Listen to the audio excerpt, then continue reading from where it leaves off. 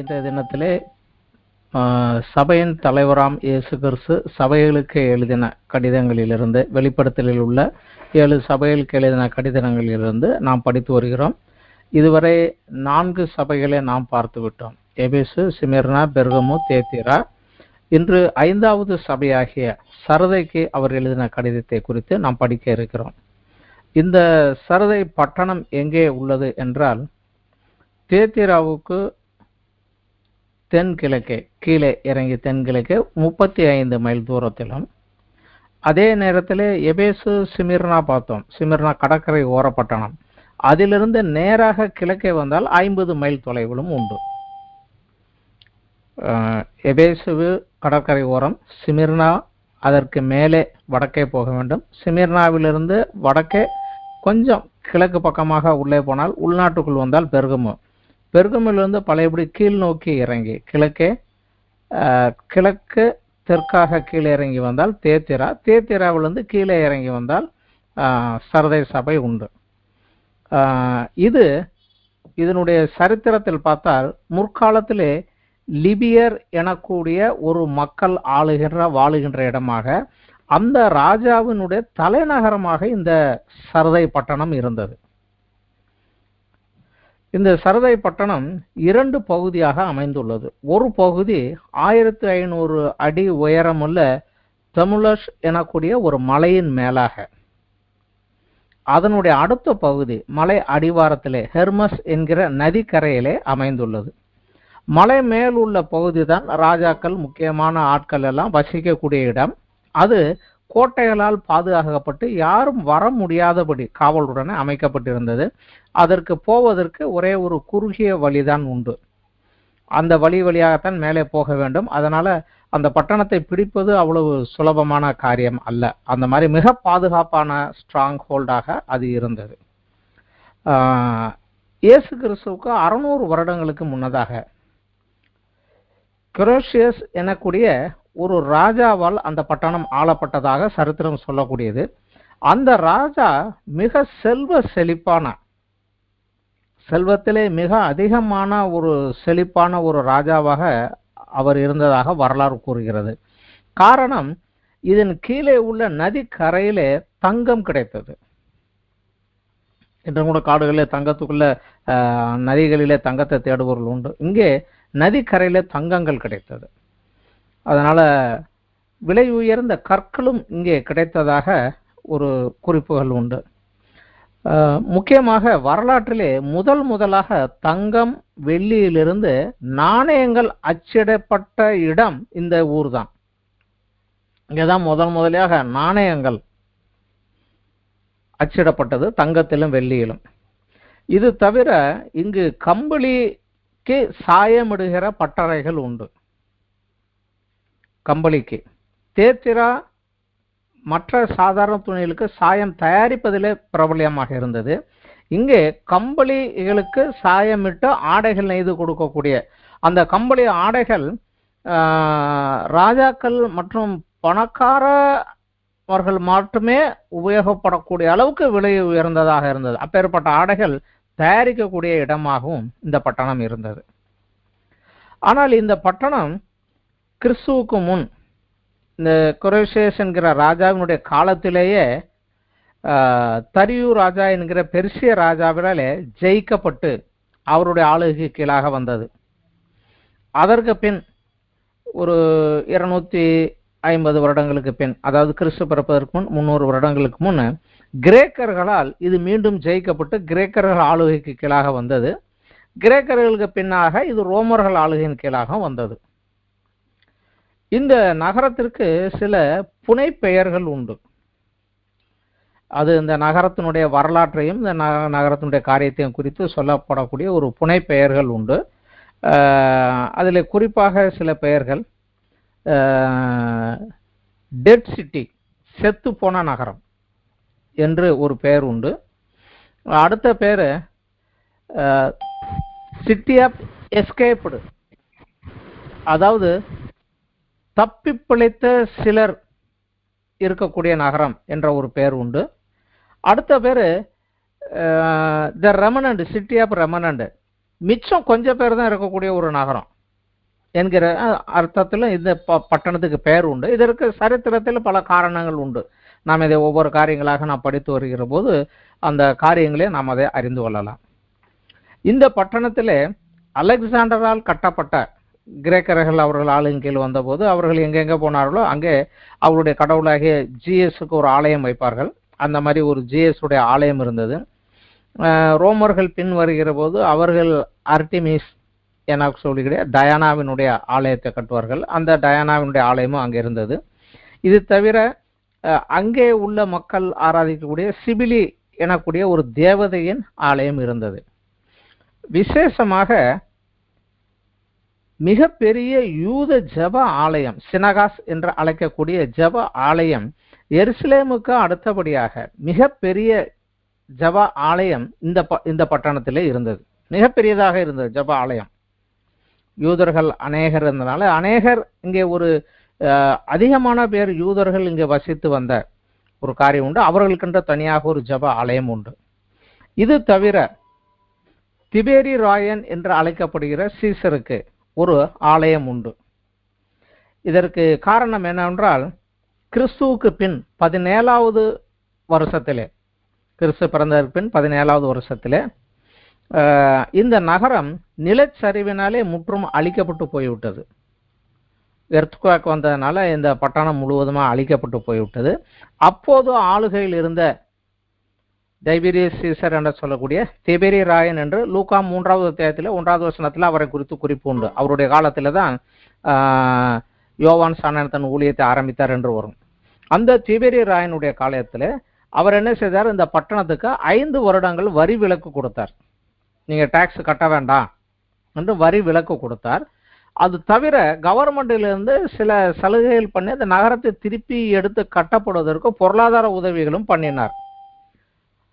அதனால வழக்கமாக ரோமர்கள் ஆளக்கூடிய இடங்களுக்கெல்லாம் அகஸ்டஸ் சீசரனுடைய ஒரு ஆலயம் உண்டு. ஆனால் இந்த பட்டணத்தில் விசேஷமாக திபேரி ராயனுக்கு என்று ஒரு பெரிய ஆலயம் உண்டு. ஏனென்றால் அவர் இதை கட்டுவதற்கு உதவினால அவருக்கு ஒரு ஆலயம் உண்டு. அந்த ரோமராக இருந்த திபேரி ராயன் டைபீரியஸ் சீசர் என்பவருடைய காலத்தினாலே இது கட்டப்பட்டதுனால அங்கு விசேஷமாக ரோமர்களுடைய ஜிம்னாசியம் எனக்கூடிய விளையாட்டு அரங்கங்களும் அவருடைய குளியல் அறைகள், பாத்ரூம், அவர்களுக்குரிய வசதியான காரியங்களும் அங்கே அந்த கட்டடத்தில் இருந்தது உண்டு. இந்த பட்டணத்தில் இருந்த கிறிஸ்தவ சபையும் ஒரு பணக்கார சபையாக இருந்ததாகத்தான் குறிப்புகளில் நாம் அறிய முடிகிறது. அவர்கள் ஏழ்மையிலேயோ வருத்தத்திலே எதுவுமே இல்லை. அவர்கள் ஒரு பணக்கார சபையாக, வியாபாரத்திலே வல்லவர்களாக, பணக்காரர்களாக, அதிகாரமுள்ளவர்களாக இருந்த சபையாகத்தான் இருந்ததாக நாம் பார்க்கிறோம். இந்த சபைக்கு ரோமர்கள் மூலமோ அல்லது யூத ஜபாலயங்கள் மூலமோ அல்லது விக்கிரக வணக்கத்தின் மூலமோ எந்த ஒரு உபத்திரவமோ பாடுகளோ பிரச்சனைகளோ இருந்ததாக வேதத்திலும் சரித்திரத்திலும் குறிப்புகள் இல்லை. இது யாருக்கும் தொந்தரவு இல்லாம ஒரு ஆன்கோயிங் சர்ச்சஸாகத்தான் இந்த பட்டணம் இருந்தது. ஆனால் இன்றைக்கு இந்த இடத்துல இந்த பட்டணம் இல்லை. அன்று சரித்திரத்தில் சொல்லப்பட்ட அந்த இடத்துல இந்த பட்டணம் இல்லை. பிற்காலத்திலே இது நிலச்சரிவினாலும் யுத்தங்களினாலும் அழிந்து போய் தரைமட்டமாகி போய்விட்டது. இப்பொழுது சார்டி என சொல்லப்படக்கூடிய ஒரு சிறு கிராமமும் அதன் அருகிலே இடிந்து போன ஒரு சில கட்டடங்களும், ரோமர்களுடைய ஆலயத்தினுடைய கட்டடங்களும் அவைகளும் இவைகளும் ஆர்கியாலஜி டிபார்ட்மெண்ட்டும் தோண்டி எடுத்துக்கிட்டு இருக்கிறாங்க. அவைகள் தான் இருக்குதே ஒழிய இது என்று ஒரு பேர் புகழ் ஒன்றுமே இல்லாமல் ஒரு செத்த பட்டணமாக, இதனுடைய புனைப்பெயருக்கு ஏற்றபடியாக செத்து போன பட்டணமாக இன்று இது போய்விட்டது. சபைகளுக்கு இயேசு எழுதின கடிதத்திலே எப்பொழுதுமே அவர் எழுதுகிற போது அந்த சபை இருந்த சூழ்நிலைக்கு தக்கவாறு தன்னை அவர் தான் யார் என்று அறிமுகம் செய்வார். பின்பு அவர் இந்த சபையில நான் கண்டது என்ன, நான் அறிந்திருக்கிறேன், நீ என்னென்ன செய்கிறாய் என்பதை அறிந்திருக்கிறேன். அதில் முதலாவது அவர் பிளஸ் பாயிண்ட் சொல்வார், நீ இதெல்லாம் செய்கிற நல்லது, ஒரு பாராட்டோட. பிறகு அவர் கண்ட நெகட்டிவ் பாயிண்ட்ஸ், உன்னிடத்தில் என்னென்ன குறைகள் உண்டு என்று அந்த குறைகளையும் சுட்டி காட்டி விட்டு அதற்கு பிறகு அதிலிருந்து வெளிவருவதற்கு என்ன செய்ய வேண்டும் எனக்கூடிய ஒரு ஆலோசனையும் கொடுப்பார். அந்த ஆலோசனையை பின்பற்றி ஜெயங்கொண்டு வந்தவனுக்கு அவர் என்ன பலன் கொடுப்பார், அவர் என்ன பரிசு கொடுப்பார் என்பதை குறித்தும் சொல்லுவார். இது சபைகளுக்குரிய கிடையத்தில் ஒரு சிஸ்டமேட்டிக் ஒரு பேட்டர்ன் அப்படியே போகும். இந்த சபைக்கு அவர் தன்னை அறிமுகம் பண்ணுகிற போது வித்தியாசமாக ஒரு அறிமுகத்தை அவர் கொடுக்கிறார். வெளிப்படுத்தல் 3வது அத்தியாயத்திலே 1வது வசனத்திலே முதல் பகுதியை நாம் பார்த்தால் அதில் சொல்லும், சர்தை சபையின் தூதனுக்கு நீ எழுத வேண்டியது என்னவெனில், தேவனுடைய 7 ஆவிகளையும் 7 நட்சத்திரங்களையும் உடையவர் சொல்லுகிறதாவது. 7 ஆவிகள் என்று சொல்லுகிற போது பரிசுத்த ஆவியார் பரிபூரணமான ஒரு வல்லமையோடு அவர் சொல்லுகிறார். முழுமையான பரிசுத்த ஆவியின் வல்லமையோடு இருக்கிறேன் என்று சொல்லுகிறார். ஏனென்றால் பரிசுத்த ஆவியானவர் இறங்கின அன்றுதான் சபை பிறந்தது. சபைக்கு உயிர் ஜீவன் கொடுத்து அதை எழுப்பி கொண்டுட்டு வருகிறவரே பரிசுத்த ஆவியானவர் தான். அந்த ஆவியானவருடைய முழுமையான பலத்தோடும் அனுகிரகத்தோடும் வரங்களோடும் கனிகளோடும் ஆவியானவருடைய வழி நடத்துதல்களோடும் நான் நிற்கிறேன் என்று அவர் சொல்லுகிறார். இரண்டாவது 7 நட்சத்திரங்களை சொல்லுகிறார். 7 நட்சத்திரங்கள் நாம் பார்த்தோம். வெளிப்படுத்தல் 1வது அத்தியாயத்திலே அந்த 7 நட்சத்திரங்கள் என்ன என்றால் அந்த 7 சபையின் தூதர்களாம். அது அந்த சபையில் உள்ள ஊழியர்கள், வழி நடத்துகிறவர்கள், தலைவர்கள், மூப்பர்கள் என்று நாம் அர்த்தம் கொள்ளலாம். சபைக்கு தேவையான தலைவர்கள், மூப்பர்கள் என் கையிலே இருக்கிறார்கள். என் அதிகாரத்தை கொண்டு நான் அவர்களை நியமித்து அவர்கள் மூலமாக என் அதிகாரம், என் வல்லமை, என் கிருபை முழுமையாக அவர்கள் மூலமாக நான் சபையிலே செலவு பண்ணப்பட முடியும். அதிலையும் முழுமையான ஊழியர்களை கையிலே வைத்திருக்கிறேன் என்று சொல்லுகிறார். ஒரு வித்தியாசமான ஒரு அறிமுகம்தான். நான் 7 ஆவிகளை உடையவன், 7 நட்சத்திரங்களை உடையவன். சபையை வழிநடத்தக்கூடிய தலைவர்களை குறித்து வேதத்தில் சில காரியங்களை 1-2 வசனங்கள் மாத்திரம் நாம் படிக்கலாம். தாவீது தான் தேவனாலே தெரிந்து கொள்ளப்பட்டு இஸ்ரவேலின் சபையாக இருந்தவர். அவர் தலைவராக இருந்தபோது அவர் எழுதிய காரியங்களிலிருந்து, சங்கீதங்களிலிருந்து 2 குறிப்புகளை மாத்திரம் நாம் பார்க்கலாம். சங்கீதம் 43 3வது வசனம். சங்கீதம் 43 இப்படியாக சொல்கிறது, உமது வெளிச்சத்தையும் உமது சத்தியத்தையும் அனுப்பியருளும், அவைகள் என்னை நடத்தி உமது பரிசுத்த பர்வதத்திற்கும் உமது வாசஸ்தலங்களுக்கும் என்னை கொண்டு போவதாக. அதாவது என்னுடைய சாமர்த்தியம் ஞானத்தினால எல்லாம் ஒன்றும் முடியாத ஆண்டவரே, உம்முடைய வெளிச்சத்தையும் உம்முடைய சத்தியத்தையும் அனுப்பியருளும், அவைகள் என்னை நடத்தி உம்முடைய பரிசுத்த பர்வதத்திற்கும் உம்முடைய வாசஸ்தலங்களுக்கும் என்னை கொண்டு போவதாக என்று தாவீது இங்கே நாம் தேவனிடத்தில் ஒரு விண்ணப்பத்தை எடுப்பதை பார்க்கிறோம். அதே போலவே சங்கீதம் 4:6வது வசனம், அதிலும் தாவீது இப்படியாக சொல்லுகிறார், எங்களுக்கு நன்மையை காண்பிப்பவன் யார் என்று சொல்லுகிறவர்கள் அநேகர். கர்த்தாவே, உம்முடைய முகத்தின் ஒளியை எங்கள் மேல் பிரகாசிக்க பண்ணும். அதாவது ஒரு நிலவை போலத்தான் நாங்கள் இருக்கிறோம். எங்கள்கிட்ட ஒரிஜினலாக லைட்டு கிடையாது. சூரியன்லேருந்து வருகிற வெளிச்சத்தை நாங்கள் பிரதிபலித்து இருளில் இருக்கிறவர்களுக்கு வெளிச்சத்தை காண்பிப்போம். அதைத்தான் இங்கே ஒரு மறைமுகமாக ஒரு சொல்கிறார். எங்களுக்கு நன்மையை காண்பிப்பவன் யார் என்று பூமியிலே அலைமோதி தேடுகிற ஜனங்கள் அநேகர் உண்டு தகப்பனே. அவர்களுக்கு வழியை காண்பிக்க உம்மண்டை அவர்கள் வழிநடத்துவதற்கு உம்முடைய முகத்தின் ஒளியை எங்கள் மேல் பிரகாசிக்க பண்ணும். அப்பொழுது நாங்கள் அவர்களை வழிநடத்த முடியும் என்று சொல்லி அவர் ஜெயிப்பதை நாம் பார்க்கிறோம். இந்த சபையின் தலைவர்கள் கிறிஸ்துவினால் ஆளப்பட்டவர்களாக, பரிசுத்த ஆவியானால் ஆளப்பட்டவர்களாக, ஆவியானவரால் வழிநடத்தப்படுகிறவர்களாக, சத்தியத்தை கொண்டு சபையை ஸ்திரப்படுத்துகிறவர்களாக இருக்க வேண்டும். அப்படிப்பட்ட தலைவர்கள் என் கையிலே இருக்கிறார்கள் என்று சொல்லுகிறார். முழுமையான ஆவியானவரும் என் கையிலே இருக்கிறார்கள் என்று சொல்லுகிறார். அதற்கு பின்னாடி படிக்கிற போது நமக்கு காரியங்கள் தெரிகிறது.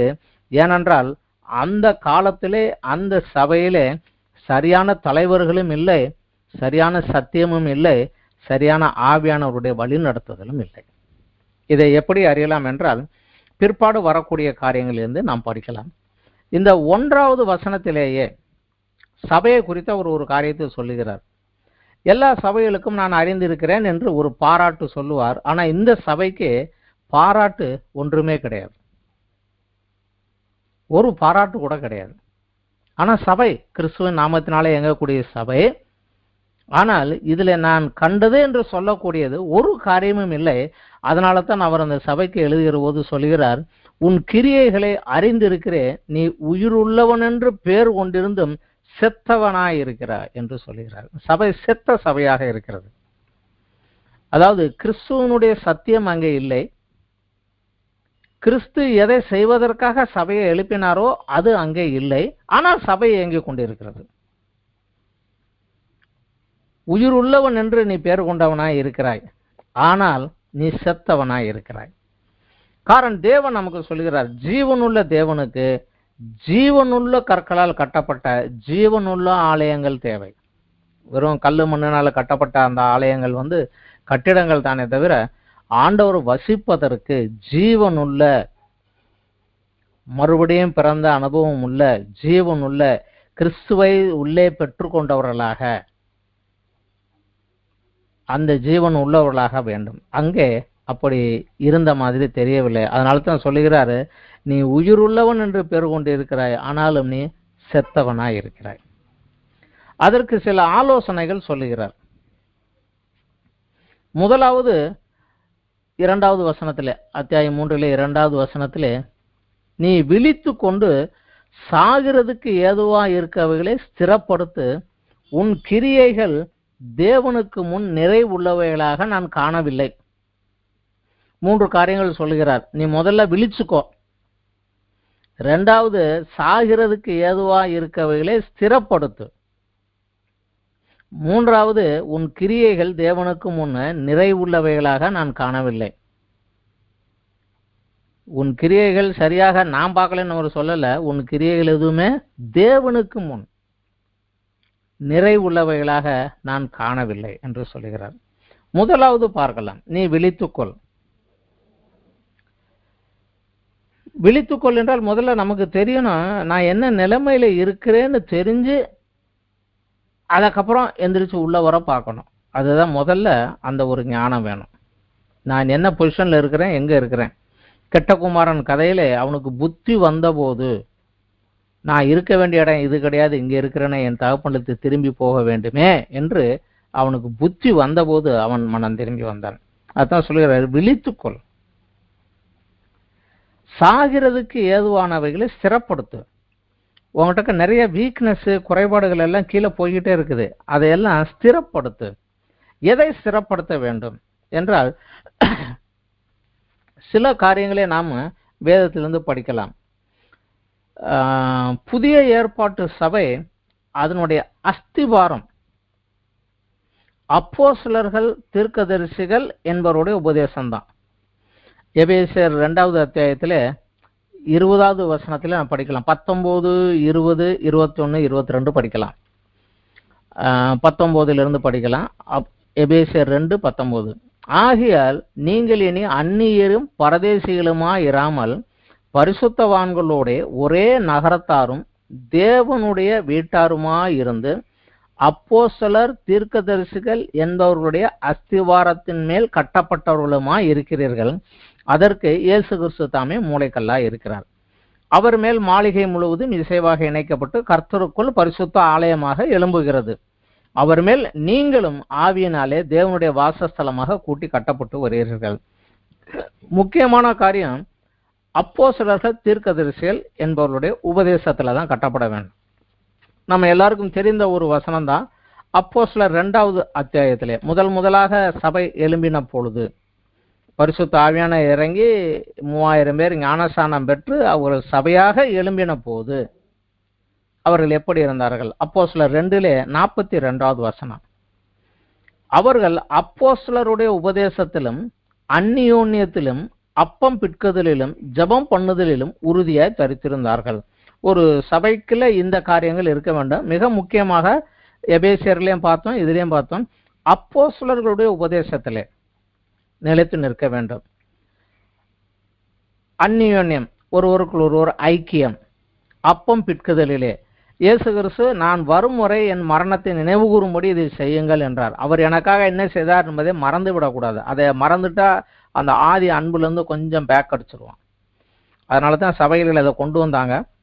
அந்த அப்பம் பிற்கும் போது எல்லாம் அவர் எனக்காக என்ன பாடுபட்டு மரித்தார், யான் அவருக்குள்ள வந்தேன், எனக்கு என்ன கிடைக்கும், என்னை எதற்காக அழைத்தார், அந்த சரீரத்தினுடைய ரகசியம் என்ன, அந்த இரத்தத்தினுடைய ரகசியம் என்ன, மர்மங்கள் என்ன, இவைகளெல்லாம் அறிந்தவர்களாக அதற்கு தன்னை தகுதிப்படுத்தி கொண்டு கை வைக்க வேண்டும் என்று சொல்கிறார்கள்.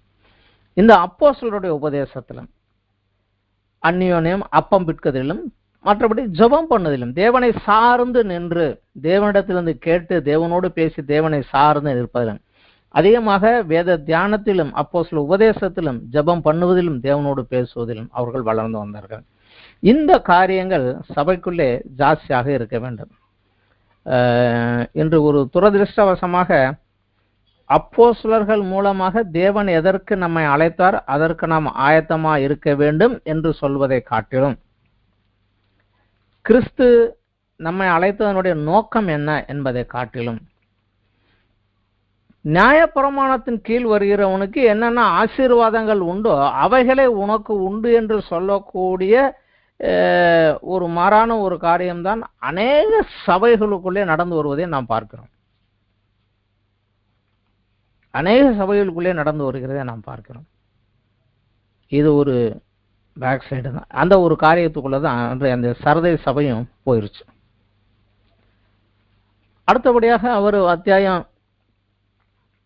2 உன் கிரியைகள் தேவனுக்கு முன் நிறை உள்ளவைகளாக நான் காணவில்லை. நீ செய்கிற நிறைய சர்ச்சில் நிறைய ஆக்டிவிட்டிஸ், நிறைய ப்ரோக்ராம்ஸ் நிறையா ஓடுது, ஆனால் எதுவுமே தேவனுக்கு முன் நிறை உள்ளவைகளாக காணவில்லை. அதற்கு நாம் ஒரே ஒரு உதாரணம் தான் எடுத்துக்கொள்ளலாம். வேதத்திலிருந்து இயேசு கிறிஸ்து பேதுருவிடத்தில் சொன்ன ஒரு வார்த்தை.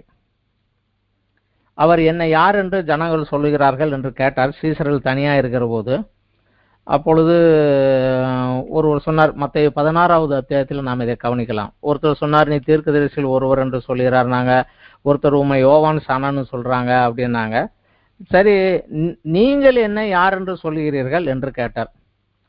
அப்பொழுது பேதுரு சொன்னார், நீ ஜீவனுள்ள தேவனுடைய குமாரனாகிய கிறிஸ்து என்று சொன்னார்.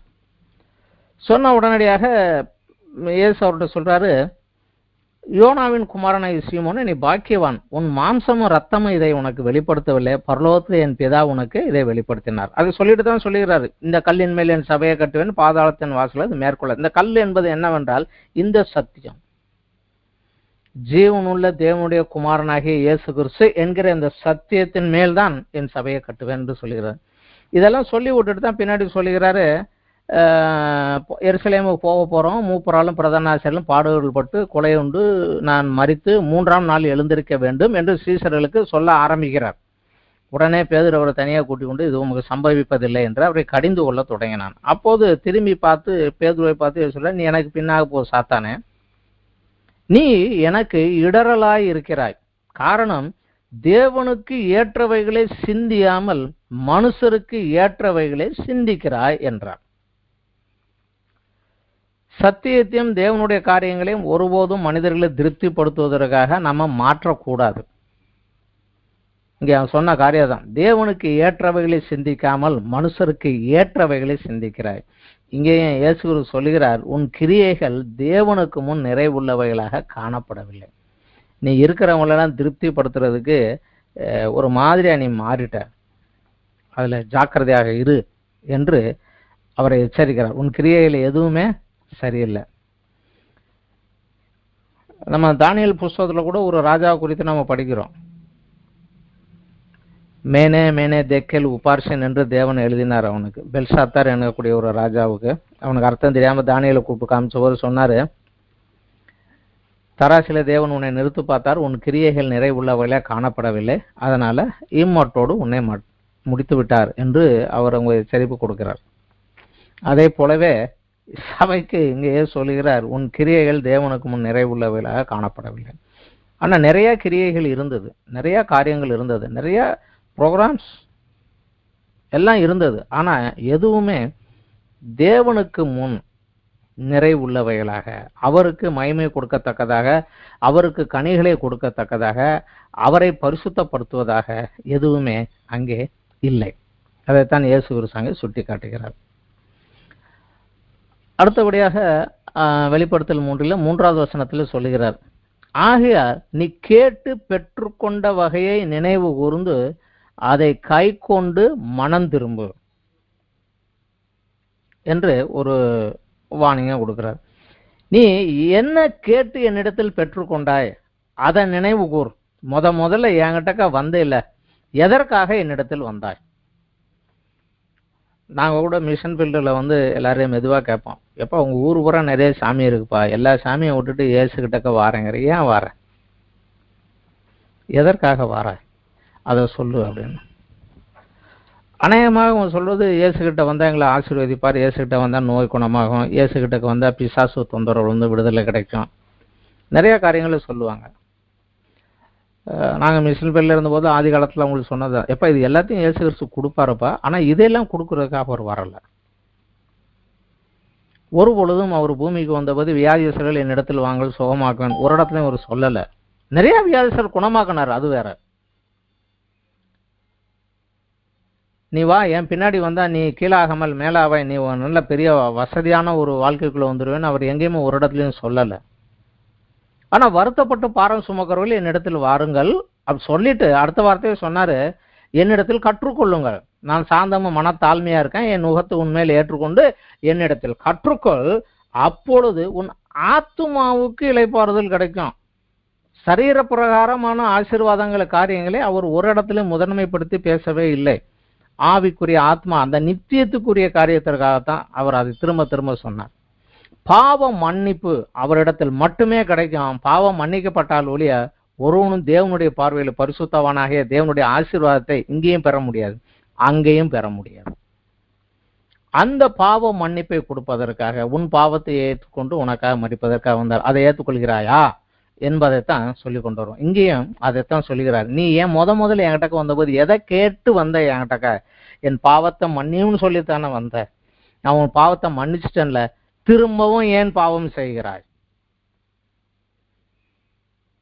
பாவத்தில் பிறந்து விபச்சாரியான ஒரு சிறியை பிடிச்சு கொண்டாந்து முன்னாடி நிறுத்துறாங்க, இவ்வளோ கல்லெறியணும்னாங்க. அவர் மாட்டேன்னாரு. அப்புறம் எவன் பாவம் செய்யலையோ எரியனாரு. எல்லாரும் போயிட்டாங்க. போனதுக்கப்புறம் அந்த பெண்ணை பார்த்து கேட்டார், ஏப்பா ஒருத்தனும் கல்லெறியலையா? இல்லைங்க, எல்லாரும் போயிட்டாங்க. நானும் உன்னை ஏந்திக்கிறது இல்லை, போ, இனி பாவம் செய்யாது. ரட்சிக்கப்பட்டு இயேசு கிறிஸ்து ஏற்றுக்கொண்டதுக்கப்புறம் திருப்பியும் அந்த பழைய வாழ்க்கைக்குள்ளே, பாவ வாழ்க்கைக்குள்ளே போகக்கூடாது. அதைத்தான் சொல்கிறார், நீ கேட்டு பெற்றுக்கொண்ட வகையை நினைவு கூர், அதை கை கொண்டு மனம் திரும்பு. திரும்பாவிட்டால் என்ன ஆகும்? ஒரு சில காரியங்கள் நம்ம வேதத்திலே பார்க்கலாம். இயேசு கிறிஸ்துவின் உபதேசங்களில் அதை கொஞ்சம் தெளிவாகவே சொல்லியிருப்பார். மத்தேயு 7வது அத்தியாயத்தில் நம்ம படிக்கலாம், ஒரு காரியத்தை பார்க்கலாம். மத்தேயு 7 மலைப்பிரசங்கத்தினுடைய கடைசி அதை முடிக்கிற நேரத்தில் அவர் சில காரியங்களை கூறி முடிக்கிறார். மத்தேயு 7வது அத்தியாயத்தில் 21வது அத்தியாயத்தில் 21வது வசனம், மத்தேயு 7வது அத்தியாயத்தில் 21வது வசனத்திலிருந்து பார்க்கலாம். பரலோகத்தில் இருக்கிற என் பிதாவின் சித்தத்தின்படி செய்கிறவனே பரலோக ராஜ்யத்தில் பிரவேசிப்பானே அல்லாமல் என்னை நோக்கி கர்த்தாவே கர்த்தாவே என்று சொல்லுகிறவன் அதில் பிரவேசிப்பது இல்லை சொல்லிட்டார். இங்கேயும் சொன்னார், உன் கிரியை தேவனுக்கு முன்பதாக நிறைவுள்ளதாக காணப்படவில்லை. அங்கேயும் சொல்லிட்டாரு, பரலோகத்தில் உள்ள பிதாவின் சித்தம் செய்ய, அதை விட்டுட்டு கர்த்தாவே கர்த்தாவேன்னு என்ன சொல்லிட்டேன்னு நீ வரப்போறதில்லை. அடுத்த வருஷம் சொல்லுகிறார், அந்நாளிலே, எந்நாளிலே, மேலே பரலோகத்தில் ஏறி வருகிற அந்நாளிலே அநேகர் என்ன நோக்கி கர்த்தாவே கர்த்தாவே உம்முடைய நாமத்தினாலே தீர்க்க தரிசனம் உரைத்தோம் அல்லவா, உம்முடைய நாமத்தினாலே பிசாசுகளை துரத்தினோம் அல்லவா, உம்முடைய நாமத்தினாலே அநேக அற்புதங்களை செய்தோம் அல்லவா என்பார்கள். அப்பொழுது நான் ஒரு காலம் உங்களை அறியவில்லை, அக்கிரம செய்யக்காரர்களே என்னை விட்டு அகன்று போங்கள் என்று நான் அவர்களுக்கு சொல்லுவேன். இது சொல்லிட்டு தான் கீழே சொல்லுகிறாரு, நான் சொன்ன இந்த வார்த்தைகளை கேட்டு அதன்படி ஒருத்தன் நடந்தா அவன் கற்பாறையின் மேல் வீடு கட்டினவன். மழை வரும், வெள்ளம் வரும், புயல் வரும், ஆனால் அந்த வீடு நிலைச்சு நிற்கும். ஏனென்றால் என் உபதேசத்திலே அவன் நிற்கிறான். ஆனால் நான் சொன்னதெல்லாம் கேட்டான், அதன்படி நடக்கவில்லையா, அவன் மணல் மேலே தான் வீடு கட்டுறான். ஒரு நாள் மழை வரும், வெள்ளம் வரும், புயல் வரும், அந்த வீடு முழுவதும் இடிந்து அழிந்து போகும். இது அந்த சபை தலைவர்களை குறித்து நாம் ஒரு பார்வையில் பார்க்கலாம். அதே போல லூக்கா 13வது அத்தியாயத்திலே இன்னொரு காரியத்தையும் சொல்லுகிறார். லூக்கா 13வது அத்தியாயத்திலே 23வது வசனத்திலிருந்து நாம் பார்க்கலாம். அப்பொழுது ஒருவன் அவரை நோக்கி, ஆண்டவரே, ரட்சிக்கப்படுகிறவர்கள் சில பேர் தானா என்று கேட்டான். கொஞ்சம் பேர் தான் ரட்சிக்கப்படுவாங்களா, எல்லாரும் மாட்டாங்களா என்று கேட்டான். இடுக்கமான வாசல் வழியாக உட்பிரவேசிக்க பிரயாசப்படுங்கள். அநேகர் உட்பிரவேசிக்க வகை தேடினாலும் அவர்கள் கூடாமல் போகும் என்று உங்களுக்கு சொல்லுகிறேன். வீட்டெஜமான் எழுந்து கதவை பூட்டின பின்பு நீங்கள் வெளியே நின்று, ஆண்டவரே ஆண்டவரே எங்களுக்கு திறக்க வேண்டும் என்று சொல்லி கதவை தட்டும்போது அவர் பிரதியுத்தரமாக, நீங்கள் எவ்விடத்தாரோ, உங்களை அறியேன் என்று உங்களுக்கு சொல்லுவார். அப்பொழுது நீங்கள் உம்முடைய சமூகத்திலே போஜன பண்ணினோமே, நீர் எங்கள் வீதிகளில் போதகம் பண்ணினீரே என்று சொல்வீர்கள். ஆனாலும் அவர், நீங்கள் எவ்விடத்தாரோ, உங்களை அறியேன், அக்கிரமக்காரராகிய நீங்கள் எல்லாரும் என்னை விட்டு அகன்று போங்கள் என்று சொல்லுவார் என்று உங்களுக்கு சொல்லுகிறேன். அங்கே நாம் ஊழியக்காரர்களை குறித்து பார்த்தோம், இங்கே விசுவாசிகளை குறித்து பார்க்கிறோம். இதில் 2 வார்த்தை சொல்லுகிறாரு, நீ யாருன்னே எனக்கு தெரியாது, நீ யாருன்னே எனக்கு தெரியாது. அப்படி அவர் சொல்வதற்கு காரணம் என்னவென்றால், இங்க அவங்க சொன்னாங்க, உம்மோடு போஜனம் பண்ணினோமே, நீ எங்க வீதியில வந்து சொன்னீரேம்மா. அன்றைக்கு நம்ம என்ன சொல்லுவோம், நான் சண்டே சர்ச்சுக்கு போனானே, வாரம் போனானே, மாசம் ஃபர்ஸ்ட் சண்டே கம்யூன் சர்வீஸ்ல உட்காந்தனே, தைத்து கொடுத்தனே, ஆஃபரிங் கொடுத்தனே, Christmas, new year, good Friday எல்லாம் போனானே. நீங்க யாருன்னு எனக்கு தெரியாதுப்பா. தெரிந்து கொள்ள வேண்டும் என்றால் ஒரே ஒரு காரியம்தான், அவரோடு நான் பேச, அவர் பேசுவதை கேட்க. ஜபத்தில் அவர்கிட்ட நிறைய பேசுறோம், ரைட்டு. ஆனா வேத தியானத்திலே அவர் பேசுவதை கேட்கிறோமா? அவர் எனக்கு என்ன சொல்லுகிறார், என்ன செய்ய சொல்லுகிறார், அதை நான் செய்கிறேனா? அது இருந்து அவர் சொன்னதை கேட்டு கீழ்ப்படிந்தால் அதுதான். யோவான் 15ல சொல்லுகிறார், நீங்கள் என்னிலும் என் வார்த்தைகள் உங்களிலும் நிலைத்திருந்தால். என் வார்த்தைன்னா அவர் சொன்னபடி நடக்கிறது உங்கள்கிட்ட நிலைச்சிருந்தா, முதல்ல நான் என்ன சொன்னேன்னு கேட்டிருக்கணும், அப்ப அதன்படி நடந்திருக்கணும். அப்படி நடந்தால் மிகுந்த கனிகளை கொடுப்பீர்கள், பிதா உங்கள் மேல் பிரியமாயிருப்பார். நம்ம எதை கேட்டோம், என் பாவங்களை மன்னியும், இனி நான் உமக்காக வாழ்வேன். ஞானஸ்நானம்ங்கிறது வந்து ஒரு அக்ரிமெண்ட் தான், தேவனோடு பண்ணக்கூடிய ஒரு உடன்படிக்கை என்றது பேதுரு எழுதுகிறார். நல் மனச்சாட்சியின் உடன்படிக்கை. இனி நான் பழைய வாழ்க்கையை வாழ மாட்டேன், அந்த பழைய மனுஷன் செத்து போனா இனி உம்மை ஏற்றுக்கொண்டு உம்முடைய பிள்ளையாக உமக்காக வாழ்வேன் என்று அது வாழ வேண்டும். அந்த ஒரு வாழ்க்கை இல்லாவிட்டா இது மோசம்தான். காரணம், இந்த கடிதம் வந்த போது சபையினுடைய வயசு 30லிருந்து 35க்குள்ளதான் இருக்கும். அந்த சபையை எஸ்டாப்ளிஷ் பண்ணி 30 வருஷத்துக்குள்ளதான் இருக்கும், 30-35 வருஷத்துக்குள்ள. இயேசு கிறிஸ்து 33 வருடங்கள் ஊழியத்தை செய்தார். அதற்கு பிற்பாடு பவுல் எழும்பி அங்கங்க ஊழியங்கள் செய்து இந்த பகுதிக்கெல்லாம் வருகிற போது இன்னொரு 30 வருடங்களுக்கு மேலே ஆயிடுச்சு அவர் எபேசு வருகிற போதே. ஸோ எபேசுவின் சபையிலிருந்து மூலமாக அப்படியே வந்த சபைகள் தான் இது. இந்த கடிதம் வந்தபோது, யோவான் இந்த கடிதத்தை எழுதின போது வருஷம் 95. அப்ப 60ல் ஆரம்பிச்சு 95க்குள்ள 35 வருஷத்துக்குள்ளேயே சபை செத்து போய்விட்டது. காரணம், கிறிஸ்தவ மார்க்கத்தை கிறிஸ்தவ மதமாக மாற்றி விட்டார்கள். அங்க இருந்த எல்லா மதத்தோட இணக்கமாக, நீ உன் சாமியை கும்பிட, நான் என் சாமியை கும்பிடுறேன், எனக்கு உனக்கு ஒன்றும் இல்லை, உனக்கு ஒன்றும் இல்லை, எல்லா கடவுளை போல இதுவும் ஒரு கடவுள் என்று அவரை கொண்டு வந்துட்டாங்க. இவர் ஒருவரே கடவுள் என்பதை அவங்க சொல்லவே இல்லை. அதற்கு நிற்கக்கூடிய தைரியமும் ஒரு பலனும் அவர்கிட்ட இல்லை. கிறிஸ்தவம் என்பது ஒரு மதம் அல்ல. உதாரணத்துக்கு எல்லா மதத்தை குறித்தும், மதம் மனிதனால் உருவாக்கப்பட்டது. ஆனால் கிறிஸ்தவம் பிதாவுக்கும் நமக்கு ஒரு ஐக்கியத்தை, ஒரு ஒப்புரவாக்கத்தான் இயேசு வந்தார். ரிலேஷன்ஷிப், தேவனுக்கும் எனக்கும் உள்ள ஒரு உறவு, அப்பா மகன்கிற உறவை உருவாக்கி கொடுக்கத்தான் வந்தார். இது உறவு குலமாக வளர்ந்து அப்பா பிள்ளைக்குள்ள ஐக்கியத்தில் வரக்கூடிய ஒரு காரியம்தான் என் வாழ்க்கையில் இருக்க வேண்டும். அதனால தான் எல்லா மதங்களை குறித்தும், ஹிந்துயிசம், ஜெயினிசம், புத்திசம், கான்ஃபூஷியசிசம், கம்யூனிசம், கடவுளே இல்லைங்கிறது கூட எத்திசம், எல்லாம் இசம் தான். ஆனா கிறிஸ்டியானிசம் கிடையாது. இது கிறிஸ்டியானிட்டி. கிறிஸ்துவை ஏற்றுக்கொண்டு கிறிஸ்து சொன்னபடி வாழ்கிறவர்கள், அவர்களுக்குள்ளே கிறிஸ்து இருக்கிறார். அதுதான் அவர்கள் கிறிஸ்துக்குரியவர்கள் என்று உலகம் நம்மை சொல்லுகிறது. கிறிஸ்தவன் என்றுதான் சொல்லுகிறது, கிறிஸ்தவ மதஸ்தர் என்று யாரும் சொல்வதில்லை. கிறிஸ்து எனக்குள், கிறிஸ்துவுக்காக, கிறிஸ்துவை போல அவருக்காக வாழ்கிறவன் என்று நம்முடைய வாழ்க்கை வர வேண்டும். அது வராவிட்டால் இந்த பிரச்சனை தான். அப்படி இல்லாவிட்டால் என்ன ஆகும்? எச்சரிக்கை கொடுத்து விட்டார், நீ விழித்திராவிட்டால் திருடனை போல உன்மேல் வருவேன், நான் வரும் வேலையை நீ அறியாய். இது கொஞ்சம் இன்றைக்கு என்னென்னமோ விளக்கங்கள் சொல்றாங்க. ஆனா அன்றைக்கு அந்த பட்டணத்துக்கு இந்த ஒரு வார்த்தை ரொம்ப கிளியராக, தெளிவாக அவங்களுக்கு புரியும். ஏனென்றால் அந்த பட்டணத்தினுடைய சரித்திரமே இதை சொல்லும். காரணம், இயேசு கிறிஸ்துக்கு முன் 600 வருடங்களுக்கு முன்னாடி இருந்த அந்த கொரேஷியஸ் ராஜாவால செல்வ செழிப்பாக ஆளப்பட்டிருந்த போது, மேதிய ராஜாவாகிய பெர்சிய ராஜாவாகிய தரியு அதுக்கு விரோதமாக வந்தபோது அந்த கோட்டையை பிடிக்க முடியவில்லை அவரால். அந்த கோட்டையை சுற்றி காவல் வைத்து விட்டு, சுற்றி சரௌண்டிங் ஆளுங்களை எல்லாம் வச்சுட்டு என்ன சான்ஸ் கிடைக்கும் உள்ள போலான்னு பார்த்தாங்க. ஆனால் என்ன பண்ணியும் உள்ள போக முடியல, பல நாட்கள் ஆனது. அப்பொழுது இந்த பெர்சிய ராஜாவினுடைய, தரியு ராஜாவினுடைய ஒரு சிப்பாய் ஒரு காரியத்தை பார்த்தான். இரவிலே மலை மேலே இருக்கக்கூடிய கோட்டையில் உள்ள சிப்பாய் தூங்கி கொண்டிருப்பதை பார்த்தான். அவன் தூங்கிக்கிட்டு இருக்கிறான். தூக்கத்துல சாஞ்சு அப்படி உழுகிற போது அவன் தலையில் இருந்த கிரீடம், அதாவது மகுடம், ஹெல்மெட்டுமாங்களே, யுத்தத்துக்கு போற அந்த ஹெல்மெட்டு அங்கிருந்து கீழே இருந்து கோட்டைக்கு வெளியே கூடி கீழே விழுந்துருச்சு. பாரு, அவன் தூங்கிக்கிட்டு இருக்கிறான். ஏன்னா கேர்லெஸ், படையை சுத்தி நிக்கிறதுனால எவனும் மேல வர முடியாதுங்க கூடிய ஒரு அலட்சியத்துல, ஒரு ஓவர் கான்பிடன்ஸ்ல அவங்க இருந்தாங்க. கீழே விழுந்துருச்சு.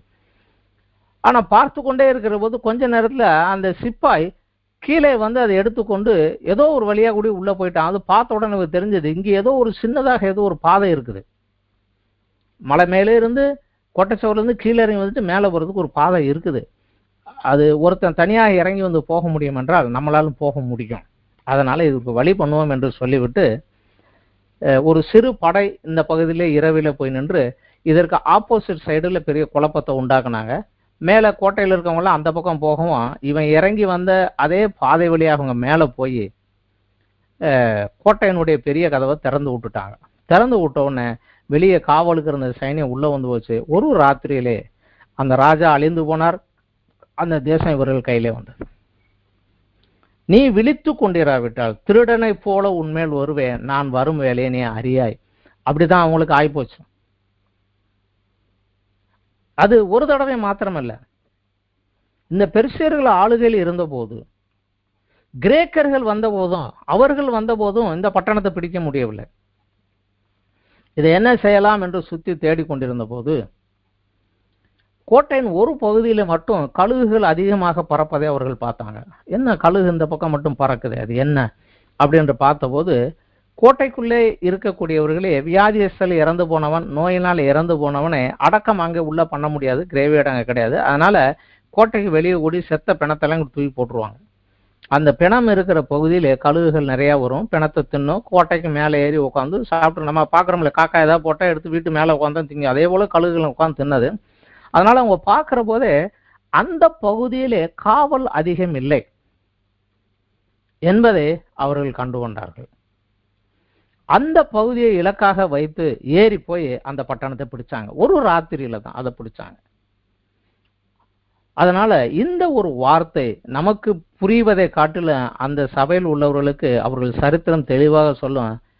நீ ஓவர் கான்பிடன்ஸ்ல ஒன்றும் ஆகாதுன்னு உட்காந்துட்டே இருக்க, திடீர்னு நான் வருவேன். நான் வர்ற அன்னைக்கு ஏதோ உனக்கு ஆசீர்வாதம் பண்ணவோ உனக்கு பாராட்டு கொடுக்கவோ வரல, உன் நாட்டு சரித்திரத்தை பார்த்துக்கும் உன்னை முற்றுமா அழித்து கொள்வதற்காக நான் வருவேன், ஜாக்கிரதையாயிரு என்று எச்சரிக்கிறார். இந்த எச்சரிக்கை அந்த பட்டணத்துக்கு மிகவும் சரியான ஒரு காரியமாக அவர்களுக்கு இருந்தது. ஆனாலும் அடுத்த வசனத்தை சொல்லுகிறார், ஆனாலும் தங்கள் வஸ்திரத்தை அசுத்திப்படுத்தாத சில பேர் சரதையிலும் உனக்கு உண்டு என்கிறார். 4வது வசனத்திலே, ஆனாலும் தங்கள் வஸ்திரத்தை அசுசிப்படுத்தாத சில பேர் சரதையிலும் உனக்கு உண்டு. ஒரு சிலர் இன்னும் ரட்சிப்பின் வஸ்திரத்தையும் அந்த நீதியின் வஸ்திரத்தையும் தேவன் கொடுத்த பரிசுத்தத்தையும் பெற்றுக்கொண்டு சாட்சியின் ஜீவியம் ஜீவிக்கிற ஒரு சிலர் இந்த சபைக்குள்ளே உண்டு என்று தேவன் அவர்களை அறிந்து வைத்திருக்கிறார். அதனால அவர்கள் வெண் வஸ்திரம் தரித்து என்னோட கூட நடப்பார்கள். வெண் வஸ்திரம் தரித்து என்று சொன்ன உடனே அது ஒரு சர்ச் யூனிஃபார்ம் மாதிரி ஒயிட் அண்ட் ஒயிட் அந்த மாதிரி கிடையாது. சரீர பிரகாரமாக அல்ல, ஆவிக்குரிய பரிசுத்தமான ஜீவியம், என்னால் நடத்தப்படக்கூடிய ஒரு ஜீவியம் அவர்களுக்கு உண்டு. ரோமர் எழுதின நிருபத்தில் 8வது அத்தியாயத்தில் ஒரு வசனத்தை நாம் பார்க்கலாம். ரோமர் 8 13-14 வசனங்கள்.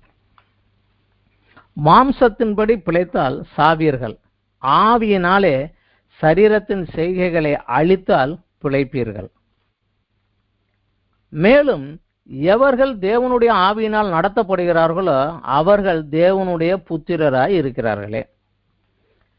இங்கே முதலில் தன்னை அறிமுகப்படுத்தினார். 7 ஆவிகளையும் கையிலே வைத்திருக்கிறேன் என்று சொல்லுகிறார். உண்மையாக நடக்கிறவன் எவனோ அவனுக்கு ஆவியானவர் மூலமாக நான் வழிநடத்துதலை கொடுப்பேன் என்றுதான் இங்கே மறைமுகமாக சொல்லுகிறார். அந்த ஒரு காரியம், ஆவியானவரனாலே நடத்தப்படக்கூடிய ஒரு வாழ்க்கை இங்கு நமக்கு உண்டு. அது மாத்திரமல்ல, பின்னாடியே சொல்லுகிறார், ஜெயங்கொள்கிறவன் எவனோ, இப்படியாக பூமியிலே ஆவியால் நடத்தப்பட்டு ஜெயங்கொண்டு வருகிறவன் எவனோ அவனுக்கு வெண் வஸ்திரம் தரிப்பிக்கப்படும். இங்கே வெண் வஸ்திரம் தரித்து என்னோடு நடப்பார்கள், அங்கே அவனுக்கு வெண் வஸ்திரம் தரிப்பிக்கப்படும். எப்பொழுது தரிப்பிக்கப்படும்? வெளிப்படுத்தலிலே பரலோகத்தின் காரியங்களிலே சொல்லுகிற போது வெளிப்படுத்தல் 6வது அத்தியாயத்திலே 9-10 வசனங்களிலே பார்க்கலாம். அதிலே தேவ வசனத்தின் நிமித்தம், அதாவது அவர் 5ஆம் முத்திரையை உடைத்த போது தேவ வசனத்தின் நிமித்தமும் தாங்கள் கொடுத்த சாட்சி நிமித்தமும் கொல்லப்பட்டவர்களுடைய ஆத்துமாக்களை பலிபீடத்தின் கீழ் கண்டேன்.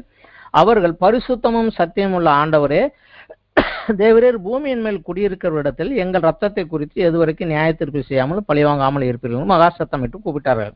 அப்பொழுது அவர்கள் ஒவ்வொருவருக்கும் வெள்ளை அங்கிகள் கொடுக்கப்பட்டது.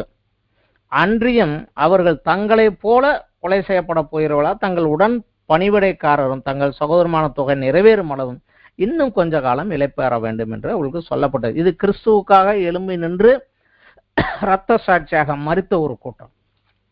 அதே போல வெளிப்படுத்தல் 7வது அத்தியாயத்தில் 9வது வசனம், இவைகளுக்கு பின் நான் பார்த்தபோது இதோ சகல ஜாதிகளும் சகல கோத்திரங்களிலும் ஜனங்களிலும் பாஷைக்காரிலும் வந்ததும் ஒருவனும் எண்ண கூடாததுமான திரள் கூட்டமாகிய ஜனங்கள் வெள்ளை அங்கிகளை தரித்து தங்கள் கையிலே குருத்தோலைகளை பிடித்து சிங்காசனத்துக்கு முன்பாக ஆட்டுக்கோட்டையானவர் முன்பாக நிற்க கண்டேன். 13வது வசனம், அப்பொழுது மூப்பொறையில் ஒருவன் என் நோக்கி வெள்ளை அங்கிகளை தரித்திருக்கிற இவர்கள் யார், எங்கே இருந்து வந்தார்கள் என்று கேட்டான். அதற்கு நான், ஆண்டவரே அது உமக்கே தெரியும் என்றேன். அப்பொழுது அவர்கள், இவர்கள் மிகுந்த உபத்திரவத்திலிருந்து வந்தவர்கள், இவர்கள் தங்கள் அங்கிகளை ஆட்டுக்குட்டியானோட ரத்தத்திலே தோய்த்து வெளுத்தவர்கள் என்று சொல்கிறார். சோ இந்த காரியத்தை தான் இயேசு சொல்கிறார். ஜெயங்கொள்கிறவன் எவனோ அவனுக்கு வெண் வஸ்திரம் தரிப்பிக்கப்படும், பரலோகத்திலே அவனுக்கு தரிப்பிக்கப்படும். அது மாத்திரமல்ல, ஒரு முக்கியமான ஒரு டேஞ்சரான ஒரு காரியத்தையும் சொல்லுகிறாரு. ஜீவ புஸ்தகத்திலிருந்து அவனுடைய நாமத்தை நான் கிறுக்கி போடாமல், ரட்சிக்கப்பட்டுட்டாங்க, ஜீவ புஸ்தகத்தில் பேர் எழுதப்பட்டாச்சு, ஆனால் அந்த ரட்சிப்புக்கு தகுதியாக பாத்திரமாக அவர்கள் நடந்து கொள்ளாத போது, அவர்கள் அழைப்புக்கு ஏற்றவரை அவர்கள் நடந்து கொள்ளாத போது அவர்கள் நாமத்தை நான் கிறுக்கி போடுவேன் என்கிறார். சில சமயங்களில் சொல்லுவாங்க, ஒரு தடவை நீ ரட்சிக்கப்பட்டேன்னா அவ்வளவுதான், அதுக்கப்புறம் ஆண்டவர் உன்னை கைவிட மாட்டாருன்னு சொல்றாங்க. ஆனா அப்படி அல்ல என்பதைத்தான் சொல்லுகிறாரு. ஜீவ புஸ்தகத்துல அவன் பேர் ஏற்கனவே எழுதி இருக்கு, அதை நான் கிறுக்கி போடாம எரைஸ் பண்ணாமங்கிறதுக்கு மேல பெண்ணால அந்த பேரை அடிச்சிருவேன், அடிச்சிட்டான்னா அந்த பேர் இல்லைன்னு ஆயிப்போயிடும். ஜீவ புஸ்தகத்துல எவன் பேர் இல்லையோ அவனை குறித்து நமக்கு நன்றாக தெரியும், அவன் அக்னியும் கந்தமும் எரிகிற கடலிலே போய் தள்ளப்படுவான். ஜீவ புஸ்தகத்தில் பேர் எழுதப்பட்டவனாக காணப்படாதவனோ அவன் அங்கே தள்ளப்படுவான். ஏற்கனவே உன் பேர் இருந்தும் அதை அடிச்சிருவேன், நீ அங்கே போயிடுவேன். ஆனா ஜெயம் கொண்டு நடக்கிறவனுக்கு அவன் பேரை நான் அடிக்க மாட்டேன். அப்ப இந்த பட்டணத்துல நிறைய பேரை நான் அடிச்சுக்கிட்டு இருக்கிறேன், ஆனா ஜெயம் கொண்டு வர்றவன் பேரை மட்டும் நான் அழிக்க மாட்டேன் அப்படின்னு சொல்லி ஒரு கேரண்டி கொடுக்குறாரு. இதற்கு யாத்ராகம புஸ்தகத்திலையும் ஒரு காரியத்தை நம்ம பார்க்கலாம். யாத்ராகம் 32 30வது வசனத்துல நாம் பார்க்கலாம். எப்பொழுது இஸ்ரவேல் ஜனங்கள் எகிப்திலிருந்து வெளியே வந்ததற்கு பிறகு தேவன் அவர்களுக்கு 10 கற்பனைகளை அவைகளையும் கொடுத்து விட்டு அவர்கள் தேவனோடு உடன்படிக்கை செய்ததற்கு பின்பு மோசே மலை மேலே ஏறி தேசத்துக்குரிய நியமங்களை நான் தேவனிடத்தில் வாங்கி வருகிறேன் என்று போகிறார். 40 நாள் மேலே இருக்கிறார். அந்த 40 நாளுக்குள்ளே இவங்க கீழே அவரோட பண்ண உடன்படிக்கை அந்த 10 கற்பனைகள் எல்லாவற்றையும் மீறி உடைச்சு போட்டாங்க. என்ன என்று வேற தேவன் இருக்க வேண்டானாங்க. இன்று வேற ஒரு தேவனை அவங்கள உருவாக்கிக்கிட்டாங்க. பொன் கற்குட்டி செய்தார்கள், ஆடினார்கள், பாடினார்கள், எல்லா காரியமும் செஞ்சுட்டாங்க. எல்லா கற்பனையும் அங்கே உடைச்சிட்டாங்க. அப்பொழுது மோசேட்ட ஆண்டவர் சொல்லுகிறாரு, நீ அழைத்து கொண்டு வந்த ஒரு ஜனங்கள் வழிவுகளை போயிட்டாங்க, கொஞ்சம் தள்ளிக்கோ, அவங்களையெல்லாம் நசிக்கிட்டு உடனே பெரிய ஜாதி ஆக்கிறேன்னு. இல்லை ஆண்டவர் அவளை மன்னியும் என்று சொல்லிவிட்டு இங்கே வந்து அவங்கள ஒரு கரெக்ஷன் பண்ணுறாரு. எவன் அசிங்கமார்கள்லாம் வெட்டி கொள்ளு, எல்லாத்தையும் சரி பண்ணு திட்டி அந்த பொன் கண்குட்டியை அடித்து நொறுக்கி தூளாக்கி தண்ணியில் கரைச்சி எல்லா பேரும் குடிங்கடா அப்படின்னு சொல்லி மிரட்டிட்டு திருப்பி சொல்லுகிறாரு, நீங்கள் ரொம்ப பெரிய பாவம் செஞ்சிட்டீங்க, ஆண்டவர் உங்களுக்கு மன்னிக்க முடியுமா, உங்கள் பாவத்தை நிவர்த்தி பண்ண முடியுமான்னு தெரியலை, நான் ஆண்டவர்கிட்ட கேட்டுட்டு வரேன்ட்டு போகிறார். அந்த சம்பவம் தான் இதில் வருகிறது. யாத்ராகமம் 32 30வது வசனத்திலிருந்து. மறுநாளிலே மோசே ஜனங்களை நோக்கி, நீங்கள் மகா பெரிய பாவம் செய்தீர்கள், உங்களுக்காக பாவ நிவர்த்தி செய்யக்கூடுமோ என்று அறிய இப்பொழுது நான் கர்த்தரிடத்துக்கு ஏறி போகிறேன் என்றான்.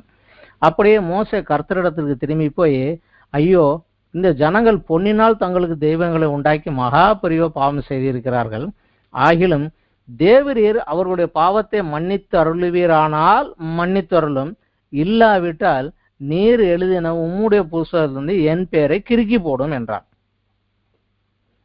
இவங்களை மன்னிக்கலாம், நரகத்தை போவாங்க, நானும் அங்கே போயிடுறேன் அப்படிங்கிற மாதிரி தான் அவன் சொல்கிறான். அப்பொழுது கர்த்தர் மோசேயை நோக்கி, எனக்கு விரோதமாய் பாவம் செய்தவன் எவனோ அவன் பேரை என் புஸ்தகத்திலிருந்து கிறுக்கி போடுவேன். இப்பொழுது நீ போய் உனக்கு சொன்ன இடத்துக்கு ஜனங்களை அழைத்து கொண்டு போ, என் தூதனானவர் உனக்கு முன் செல்வார், ஆகிலும் நான் விசாரிக்கும் நாளிலே அவளுடைய பாவத்தை அவளிடத்திலே விசாரிப்பேன். அன்னைக்கு மேலே வர்ற அன்னைக்கு அதை விசாரிப்பேன். இன்னைக்கு நீ சொன்னதுனால அவங்களை அடிச்சு கொள்ளலை போ என்று சொல்லுகிறார். அதே தான் இங்கேயும் இயேசு சொல்லுகிறார், ஜீவ புஸ்தகம் பேரை நான் கிறுக்கி போட மாட்டேன். கடைசி காலத்தில் சீசரோடு பேசுகிற போதும் சொல்லுகிறார், கடைசி காலத்துக்கு அடையாளம் என்னங்கிற போது அவர் ஒரு ஒரு எச்சரிப்பையும் கொடுக்கிறார். மத்தேயு 24:13, முடிவு புரிந்த நிலை நிற்பவன் எவனோ அவனே ரட்சிக்கப்படுவான். அக்கிரம மீதியாவதில் அனைவருடைய அன்பு தனிந்து போகும், ஆனாலும் முடிவு புரிந்த நிலை நிற்பவன் எவனோ அவனே ரட்சிக்கப்படுவான் என்று சொல்லுகிறார். ஜீவ புஸ்தகத்தை அவன் பேரை கிறுக்கி போட மாட்டேன். அடுத்தது ஒரு வார்த்தை சொல்லுகிறாரு, என் பிதா முன்பாகவும் அவருடைய தூதர்கள் முன்பாகவும் அவன் நாமத்தை அறிக்கையிடுவேன் என்று சொல்லுகிறார். 2 இடத்துல சொல்லுகிறார், என் பிதா முன்பாக அவன் நாமத்தை அறிக்கையிடுவேன், தூதர்கள் முன்பாக அவனுடைய நாமத்தை நான் அறிக்கையிடுவேன். பிதா முன்பாக என்றால் என்ன? நமக்கு நன்றாக தெரிந்ததான், இயேசு கிறிஸ்து சொன்ன ஒரு காரியம்தான். மத்தேயு 10வது அத்தியாயத்திலே அவர் ஒரு காரியத்தை சொல்லுகிறார். மத்தேயு 10 நாம பார்க்கலாம். மத்தேயு 10 32 33 வசனங்கள். மனுஷர் முன்பாக என்னை அறிக்கை பண்ணுகிறவன் எவனோ அவனை நானும் பரலோகத்தில் இருக்க என் பிதாவின் முன்பாக அறிக்கை பண்ணுவேன். மனுஷர் முன்பாக என்னை மறுதலிக்கிறவன் எவனோ அவனை நானும் பரலோகத்தில் இருக்கிற என் பிதாவின் முன்பாக மறுதலிப்பேன். இது எந்த இடத்துக்கு நம்ம பார்க்கலாம் என்றால், இன்று நம்முடைய தேவைகள் எல்லாம் தேவனிடத்தில் ஜெபித்து தான் பெற்றுக்கொள்கிறோம். ஜெபிக்கிற போது கடைசியாக ஒரு வார்த்தை சொல்லுகிறோம்,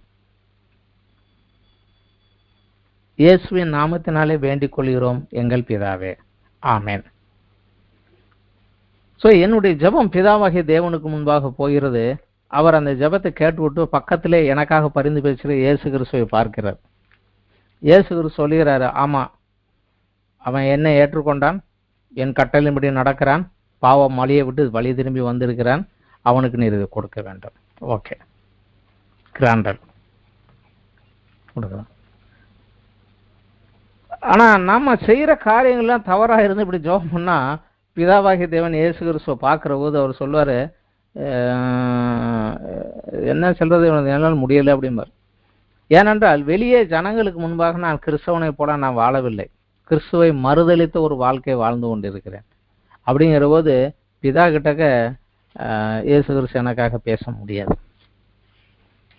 ஸோ ஜெபித்து நான் ஆண்டவரத்தை எந்தவித ஆசீர்வாதத்தை நான் பெற்றுக்கொள்ளவும் என்னால் முடியாது. இதுதான் அந்த காரியம். அடுத்ததாக சொல்லுகிறாரு, என்னுடைய தூதர்கள் முன்பாகவும் அறிக்கையிடுவேன். தூதர்கள் முன்பாக என்ன? இயேசு கிறிஸ்து 2ஆம் வருகையின் போது அவர் தம்முடைய தூதர்களை அனுப்புவார். அந்த தூதர்கள் முன்பாக நாமத்தை அறிக்கையிடுவார். மத்தேயு 13 ஒரு காரியத்தை நாம் படிக்கலாம். 37 இருந்து 43 வரைக்கும். மத்தேயு 13 நாம் இதை படிக்கலாம். விதைக்கிற ஊமை குறித்து சொன்னார். அப்ப எல்லாரும் கேட்கிறாங்க. அப்ப சொல்றாரு, நல்ல விதையை விதைக்கிறவன் மனுஷகுமாரன், நிலம் உலகம், நல்ல விதை ராஜ்யத்தின் புத்திரர், கலைகள் பொல்லாங்கனுடைய புத்திரர், அவைகளை விதைக்கிற சத்துரு பிசாசு, அறுப்பு உலகத்தின் முடிவு, அறுக்கிறவர்கள் தேவதூதர்கள். ஆதலால் கலைகளை சேர்த்து அக்கினியால் சுட்டெரிக்கிறது போல இவ்வுலகத்தின் முடிவிலும் நடக்கும். மனுஷகுமாரர் தம்முடைய தூதர்களை அனுப்புவார், அவர்கள் அவருடைய ராஜ்யத்தில் இருக்கிற, அப்படின்னா சபைக்குள்ள இருக்கிற சகல இடரல்களையும் அக்கிரமம் செய்கிறவர்களையும் சேர்த்து அவர்களை அக்கினி சூளையில போடுவார்கள், அங்கே அழுகையும் பற்கடிப்பும் உண்டாயிருக்கும். இது ஒரு கூட்டம். அடுத்ததாக இன்னொரு கூட்டத்தை குறித்தும் சொல்லுகிறார். மத்தேயு 24வது அத்தியாயத்திலே நாம் பார்க்கலாம். மத்தேயு 24:29 இருந்து நாம படிக்கலாம். கடைசி காலத்தை குறித்து சொல்லுகிறது, அந்நாட்களின் உபத்திரவம் முடிந்தவுடனே சூரியன் அந்தகாரப்படும், சந்திரன் ஒளியை கொடாதிருக்கும், நட்சத்திரங்கள் வானத்திலிருந்து விழும், வானத்தின் சத்துவங்கள் அசைக்கப்படும். அப்பொழுது மனுஷகுமாரனுடைய அடையாளம் வானத்தில் காணப்படும். அப்பொழுது மனுஷகுமாரன் வல்லமையோடு மிகுந்த மகிமையோடு வானத்தின் மேல் வருவதை பூமியில் உள்ள சகல கோத்திரத்தாரும் கண்டு புலம்புவார்கள். வலுவாய் துணிக்கும் எக்கால சத்தத்தோட அவர் தமது தூதர்களை அனுப்புவார். அவர்கள் அவரால் தெரிந்து கொள்ளப்பட்டவர்களே வானத்தின் ஒரு முனை மறைக்கட்டும் மறுமுனை மட்டும் 4 திசைகளிலிருந்து கூட்டி சேர்ப்பார்கள். இதுதான் தூதர் முன்பாக அறிக்கை எடுக்கிறது. இவன் வேலை என் ஆளு மேலே கொண்டு போ, இவன் வேலை என் ஆளு இல்லை வெளியே கொண்டு போ. இது அவருடைய 2ஆம் வருகையின் போது நடைபெறக்கூடிய காரியம். பிதா முன்பாக அறிக்கையிடாவிட்டால் பிதாவிடத்தின் ஆசீர்வாதம் நமக்கு கிடையாது. தூதர்கள் முன்பாக அறிக்கையிடாவிட்டால் இந்த கூட்டத்தில் கொண்டு போதா அந்த கூட்டத்தில் கொண்டு போறாங்கிறது அவர் தான் செலக்ட் பண்ண. இவனெல்லாம் மேலே கொண்டு போ, அவனெல்லாம் வேண்டான்னு அவர் தான் சொல்லணும். அதுல ஜாக்கிரதையா இருக்கும். இந்த ஒரு காரியத்தை அவர் மறைமுகமாக சொல்லுகிறார். கடைசியாக முடிக்கிற போது சொல்லுகிறாரு, ஆவியானவர் சபைகளுக்கு சொல்லுகிறதை காது உள்ளவன் கேட்க கடவன். அந்த சபையில் ஒரு சிலர் இருக்கீங்க, நீங்க கொஞ்சம் காது கொடுத்து கேட்டு நீங்க கொஞ்சம் ஸ்திரப்பட்டுக்கோங்க. ஆனால் உண்மையிலே இந்த கடிதம் அந்த சபைக்கு பிரயோஜனமா இருந்ததா? சபையிலே ஏதாவது கொஞ்சம் மாறுதல், கொஞ்சம் ரிவைவல் ஏதாவது வந்ததா என்று பார்த்தால் சபை சரித்திரத்திலே நாம் ஒரு குறிப்பை படிக்கலாம். இந்த கடிதம் வந்ததற்கு பிற்பாடு 100 ஆண்டுகளுக்கு பின்பாடு 2வது நூற்றாண்டிலே இந்த சபையிலிருந்து ஒரு மனிதனை குறித்து சபை சரித்திரத்திலே குறிப்பு இருக்கிறது. மெலிண்டோ எனக்கூடிய ஒரு கிறிஸ்தவனை குறித்து சபை சரித்திரத்தில் அடையலாம். அவர் இந்த சரதை பட்டணத்தை சேர்ந்தவர். அவர் விசேஷமாக இந்த வெளிப்படுத்தல் புஸ்தகத்திற்கு விளக்க உரை எழுதினார் என்று குறிப்பு இருக்கிறது. ஸோ இதை அதிகமாக படித்து ஒரு கூட்டம் தன்னை ஆண்டவருக்குள்ளாக கொண்டு வந்த ஒரு கூட்டம் இருந்ததை பார்க்கிறோம். இன்றும் ஆவியானவர் சபைக்கு சொல்கிறது காதுலோன் கேட்கடவன். நாமும் அப்படியாக இதை கேட்டுக்கொண்டோம், அதுல என்ன இருக்குது அப்படின்னு பார்த்து கொண்டு நம்மை சரி செய்து கொள்ள, சபையை சரி சொல்ல ஆண்டவர் நம்மை அழைக்கிறார். இது அவருக்கு ஒரு துக்கமான ஒரு கடிதம் தான். ஆனாலும் அந்த கொஞ்சம் பேர் இருக்கிறாங்க, அந்த கொஞ்ச பேருக்காக காணாமல் போகாத 99 ஆடு இல்லை, காணாமல் போன அந்த ஒரு ஆடை தேடி தெரிகிறவர் தான். ஒரு மனிதனாகவும் கூட கெட்டு போவது தேவனுடைய சித்தம் அல்ல. அதற்காக அவர் இன்னும் தேடிக்கொண்டே வருகிறவர் தான். அதனால எந்த ஒரு எச்சரிப்பை கொடுக்கிறார். நம்ம இதை கேட்டோம். அந்த சபையை போல ப்ரோக்ராம் ஓரியன்டாக இல்லாம ரிசல்ட் ஓரியன்டா தேவனுக்கு பிரியமான காரியங்கள் நடைபெறுகிறதா என்று பார்த்து அன்பின் நிமித்தமாக காரியங்களை செய்து ஒருபொழுதும் அவர் நம்மை அழைத்த அழைப்பை நாம் மறந்து விடக்கூடாது. 1 கொரிந்தியர் 15வது அத்தியாயத்தில் நாம் ஒரு வசனத்தை பார்க்கலாம். 2வது வசனத்தில்